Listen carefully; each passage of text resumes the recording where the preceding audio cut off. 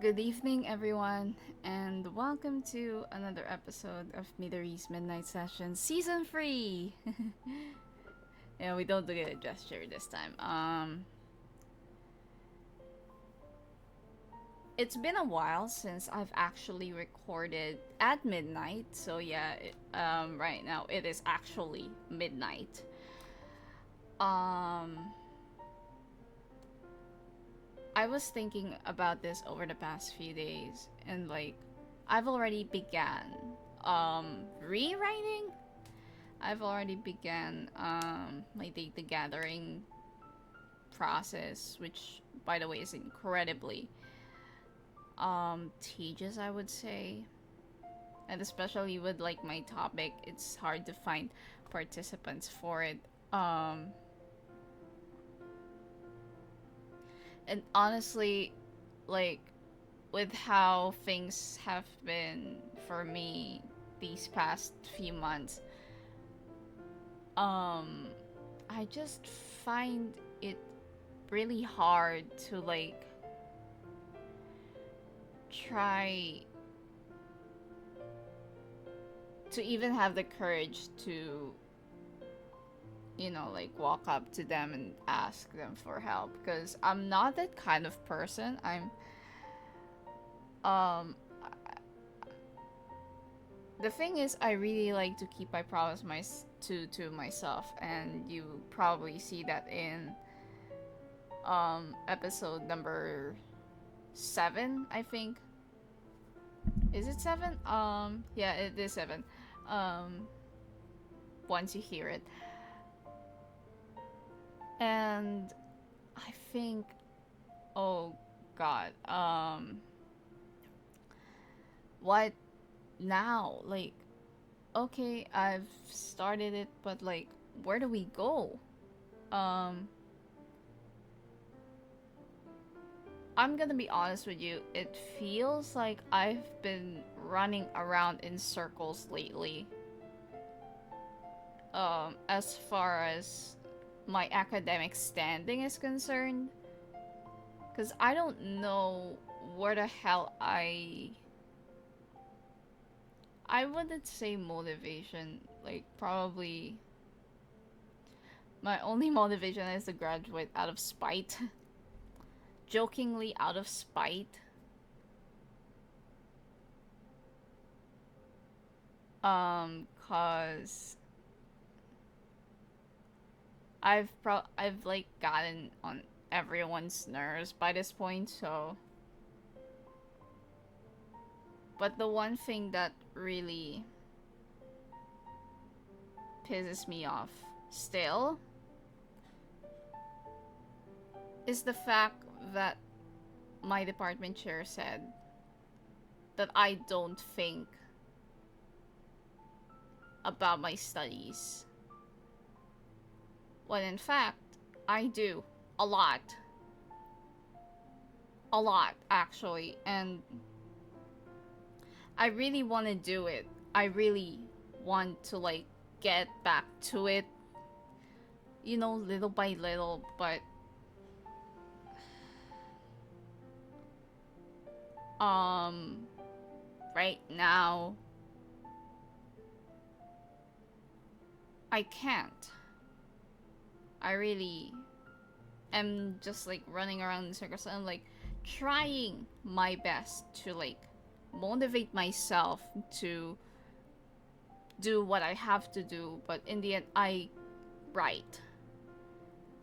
Um and it's not even the damn thesis. It's not even the damn narrative report. I'm writing a story, which is, I know it's absolutely crazy, and I'm probably feeling delirious right now because I need to go sleep. But that's the purpose of this. This is why it was named Midori's Midnight Sessions, because you always have the best confessions, the most candid conversations when you're tired. And speaking of tired,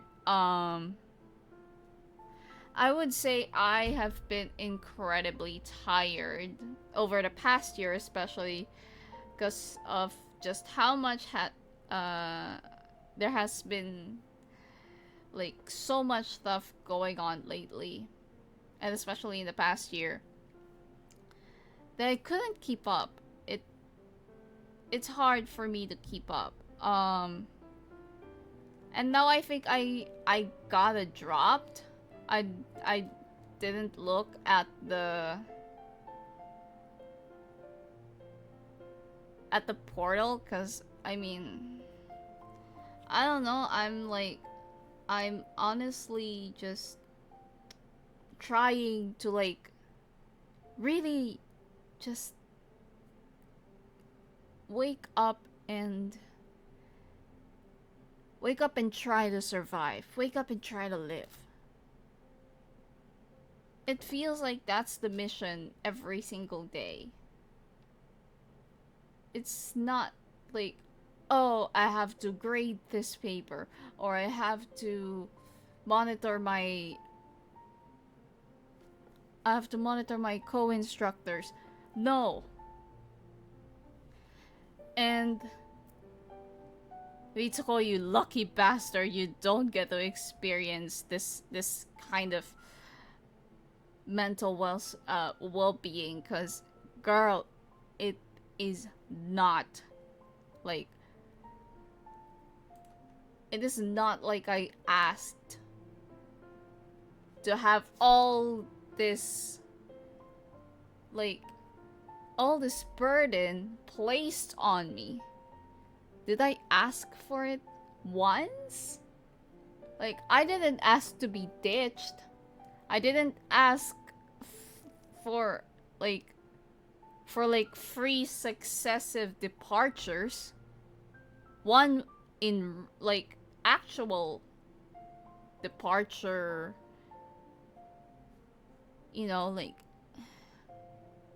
real life departure. I didn't ask for any of this. And I've been taking it hard, and I don't want to bullshit about it. I don't want to bullshit what I feel, cause I learned the hard way about the burnout, and that is what I've been feeling lately, to the point where I just want to say, oh, let's get this over with.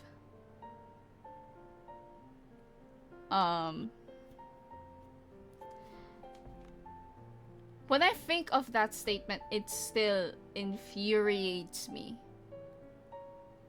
I am deeply disappointed, and I've kind of lost a lot of the respect that I've had for her. But she is such a sweet person. And then she says something like that, like, what the hell are you thinking? I genuinely think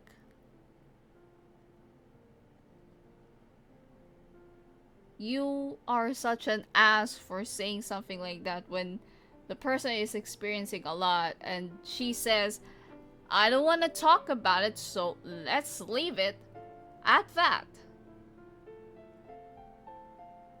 I'll tell the story when I'm ready. I'll tell it to you when I feel like it. I don't have to be forced to, recount my experiences, as a trauma as someone who has been inevitably through a lot of trauma, and I've explained this in season 1. I've explained the whole thing in detail back in season 1. If you know the context, right? Because holy crap. Like, that would be actually the last thing that, ironically, since my topic is about traumatized sources, what she said is actually the last thing you want to say to a traumatized source. You don't want to invalidate their experiences, because that's their experience, right? You don't want to invalidate what they went through because they went through it. They experienced it, so they know most what to feel about it. Um, and I feel so strongly still about this topic like a year later because it really shows like a lot of people are still uneducated about, you know, the implications of trauma on people. And I think we're speaking in a more general sense here. It's like I would say like what the hell, it's genuinely absolutely like atrocious to have someone you know personally like invalidate your situation. Um and like, you know, as a journalist, as someone who is studying journalism, you have to like understand really. Um you have to understand the experience of the person, of the source that you are interviewing, and especially if it's such a tragic event, right? Um and I just don't really like that like invalidation that I felt because I really felt violated there.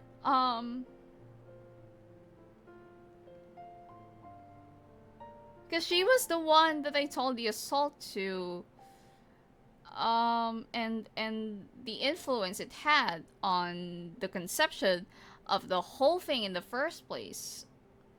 So for her to say something like that is just absolutely heartbreaking and disappointing and disgusting and all the negative words that I could think of. Like, girl, that's not how you do it, please. That's not how you do it.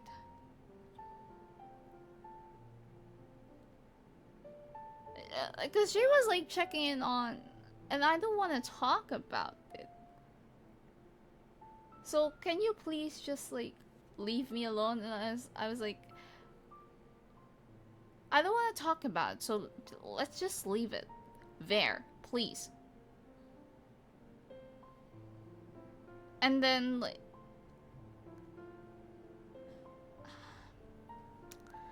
I think about it and I still really feel angry about it. I wish I was pretending that I feel fine, but unfortunately, that is not the case, and I haven't been well for like a while now.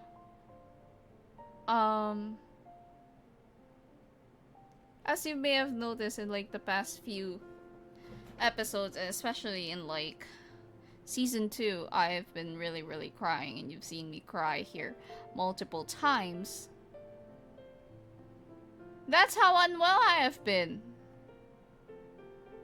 But I don't think she knows the existence of this podcast, so if she ever finds this, please listen starting from season 2, episode 1. Thank you very much. And you will understand everything that that I have been personally going through. Because I really don't understand people that are like kind of having this blissful ignorance. Because the thing is, I don't really want to change. I just want to talk about it. I just want to have conversations about it, you know? And like their demeanor has prevented me from like opening up to them. And this is why I really admire Chihaya and Mami for this. Because Chihaya's always been like a great listener. I would even say he's a great advisor. He keeps it real with me. And I like that because people sugarcoat stuff. And God, like y'all, I sincerely hope that his mother's doing okay, cause I saw a post the other day that said his mom was like taken to the hospital, and I think her illness has gotten really worse lately, so sending all my love to him and to his mom. And I really wish I could be there right now, but things. Things. I mean, I really miss him a lot. And I kind of fucked it up because I just had a wall, you know, like.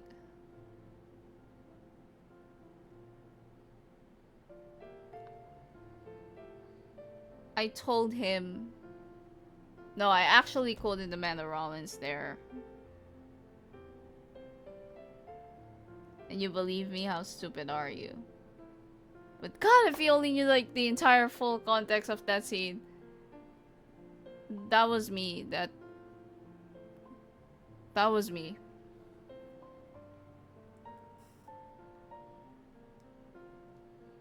And like the reason why, now that I think about it, the reason why I couldn't like really get angry at Vitsuko, cause I don't want to. I've already went off on Chihaya, and the last thing I want to do is add one more block to the chain, you know. I don't want to add one more block to the chain, so unfortunately I'm not gonna go off. But that may be like, oh, I have been too kind. You know, like I have been a little too sweet. A little too ha ha ha ha. But in reality, I really just want someone to listen. To not invalidate the experiences, to not invalidate what the other person's feeling. Like, stop living in a fucking bubble, people. Stop living in a fucking bubble. Like, here's the thing that I also kind of hate about Vitsuko, is that she has such this blissful ignorance that sometimes she drops such statements. And it makes you think, oh god, like now that I think about it, and I've been realizing this over the past few days, some people have this bubble that they just fail or choose not to get out of. And that bubble has like, you know, their beliefs, their values. They're not like the bubble just bursts through. I mean, the needle just, you know, inserts itself on one end and out the other, kind of like that. But the bubble never bursts. That's what I think she is right now.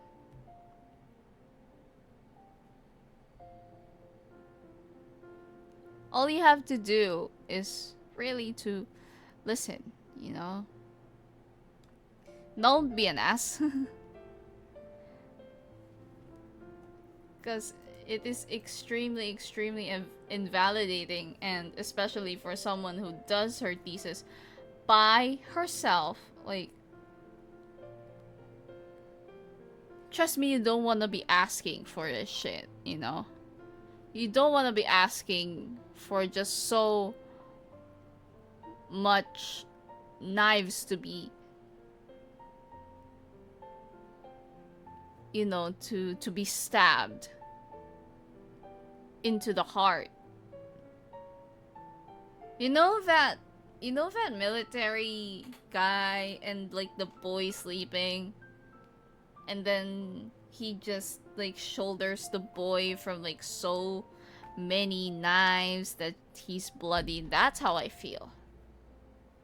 That's how I feel, and it just keeps bleeding. It just keeps bleeding and bleeding. Like, the blood is so thin that it like puddles through the floor, and it just creates this huge puddle of blood.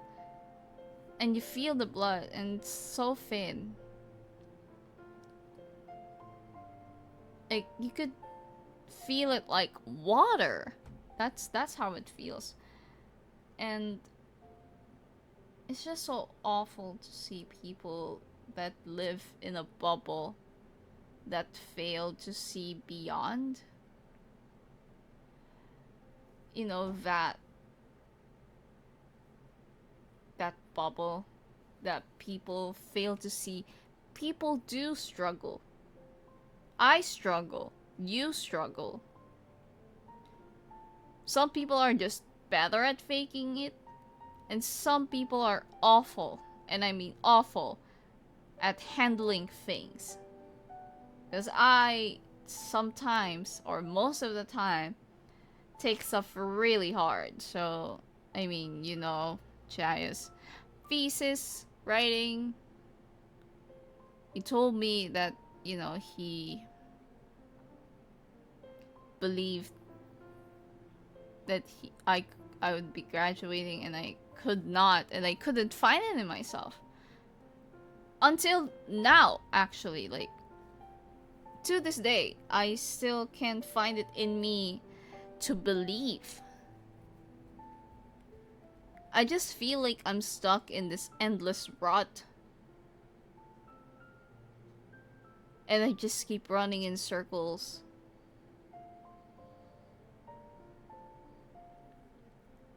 And it's just like a never-ending cycle that you couldn't get out of. It's hard to find the exit. Like, you're walking in a dark tunnel and you could barely see anything. It's dark, it's pitch black. And you just keep walking and walking and walking, and you think, are we even there? Are we even, like, where's the door? Like, that's how it feels. And I'm in that place right now.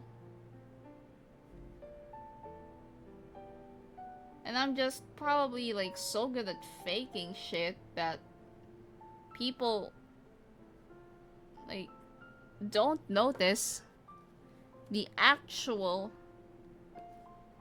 you know, the actual well-being of the person.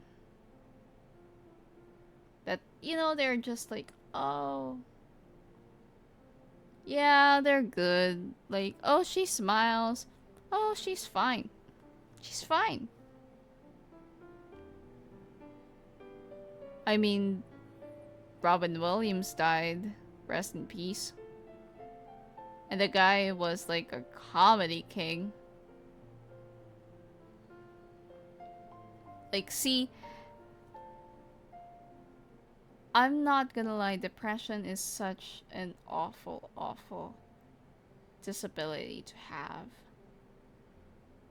Of course, I'm like borderline undiagnosed, but I think I have all the symptoms.